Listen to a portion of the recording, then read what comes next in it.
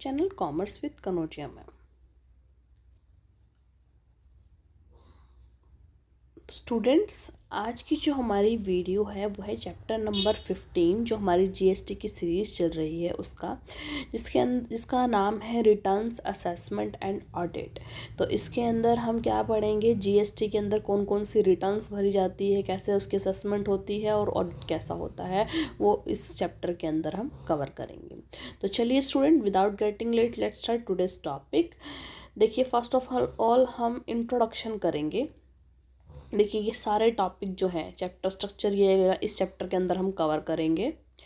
देखिए, introduction, return under GST law, types of return, monthly statement, details of outward supply, inward supply, details procedure for furnishing details of inward supply, furnish monthly returns, quarterly returns under composition levy scheme, return by registered non resident taxable person, return by person registered। देखो, ये सारे हम जो है first return, annual return, ये सारे return इसके अंदर जो है हम पढ़ेंगे। और फिर उसके बाद ये हम matching, reversal and reclaim of input tax credit, ये सब चीज़ इसके बारे में पढ़ेंगे। ठीक है, तो चलिए स्टूडेंट, इंट्रोडक्शन करते हैं चैप्टर का। The one of the important feature of GST system is electronic filing of returns.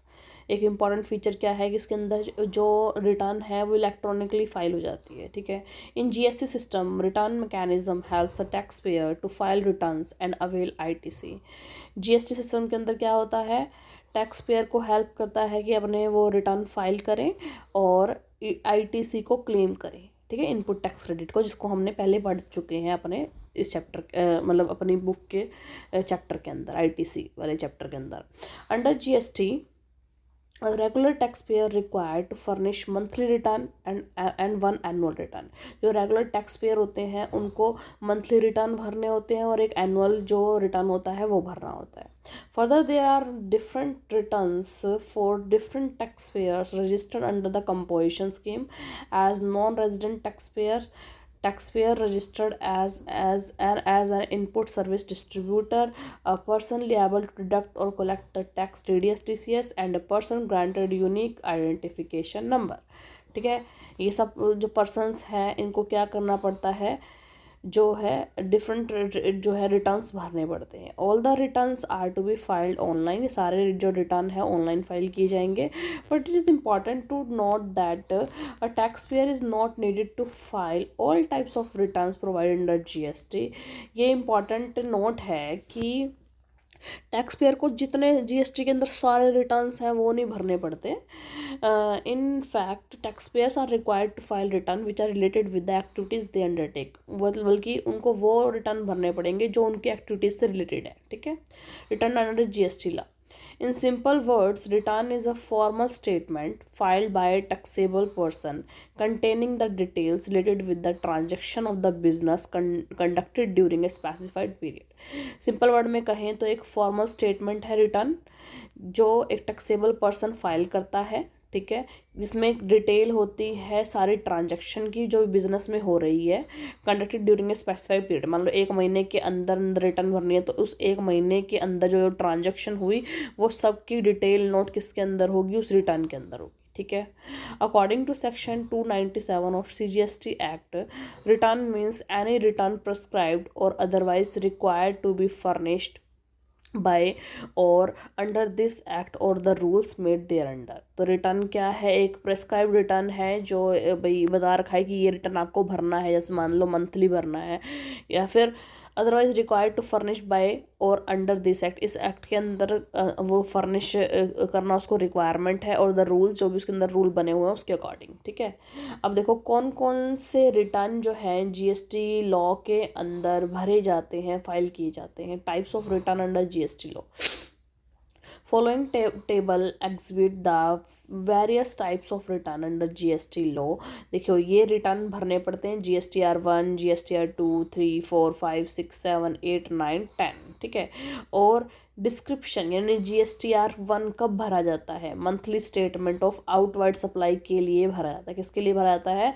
जब आउटवर्ड सप्लाई जितनी भी है हमारी, यानी कि हमारे पास से सेल जितनी हुई है, आउटवर्ड सप्लाई जो हुई है हमारे पास से, जो जो हमारा सामान था वो गया है, उसके लिए GSTR 1 बनेगा और मंथली सारी डिटेल होगी उसके अंदर, कितना आउटवर्ड सप्लाई हुई है हमारी ऑर्गेनाइजेशन से।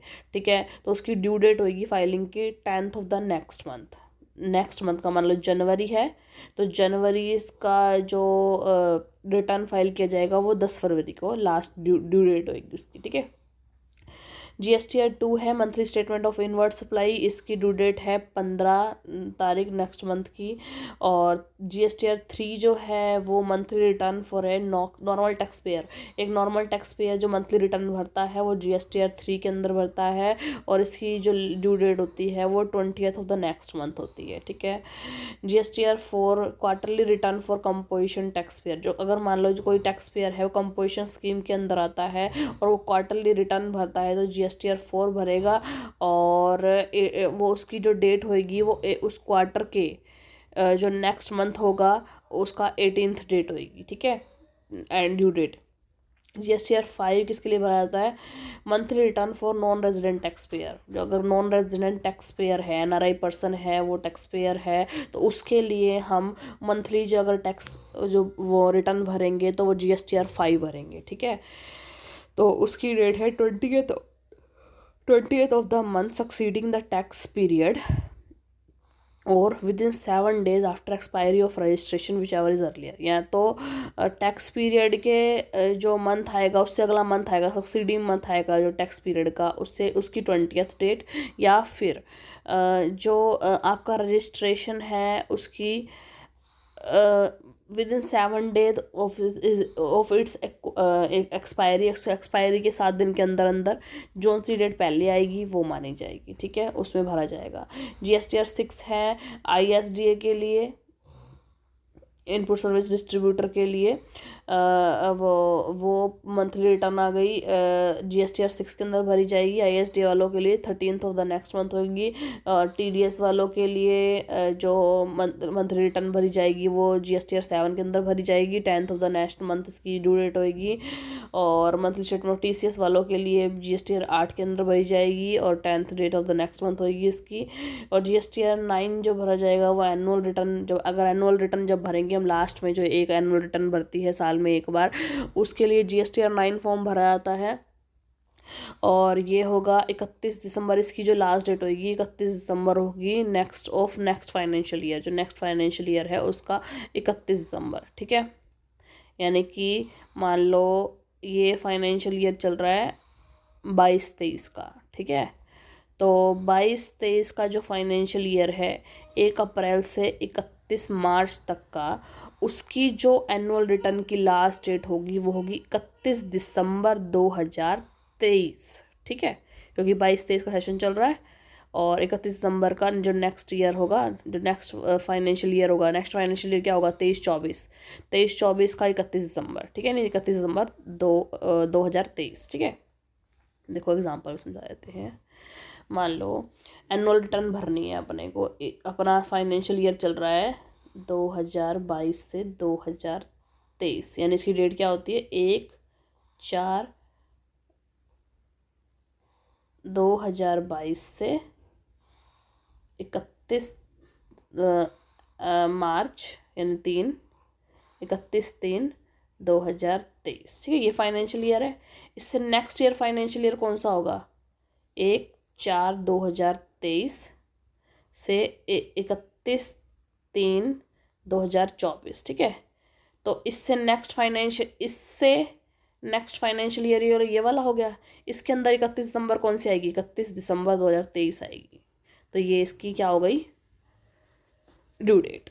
ठीक है, एनुअल रिटर्न की। एनुअल रिटर्न के लिए कौन सा फॉर्म भरते हैं? GSTR 9 रिटर्न जो, और GSTR 10 भरते हैं फाइनल रिटर्न के लिए within 3 months from the date of cancellation order whichever is later, जो कैंसलेशन के 3 मंथ के अंदर अंदर, और या फिर ऑर्डर के 3 मंथ के अंदर जो सा लेटर होगा बाद में डेट आएगी वो फाइनल रिटर्न की क्या होगी? ड्यू डेट होगी। ठीक है, तो इस जो हमारा जो वीडियो थी इसके अंदर हमने सिर्फ यही पढ़ा कि इंट्रोडक्शन में, ठीक है, चैप्टर की इंट्रोडक्शन करी, फिर उसके बाद रिटर्न क्या होती है, जीएसटी लॉ के अंदर रिटर्न जो होती है वो क्या होती है, एक स्टेटमेंट होती है, टैक्सेबल पर्सन से भरते हैं एक टाइम पे, रिटर्न कहलाती है, ठीक है।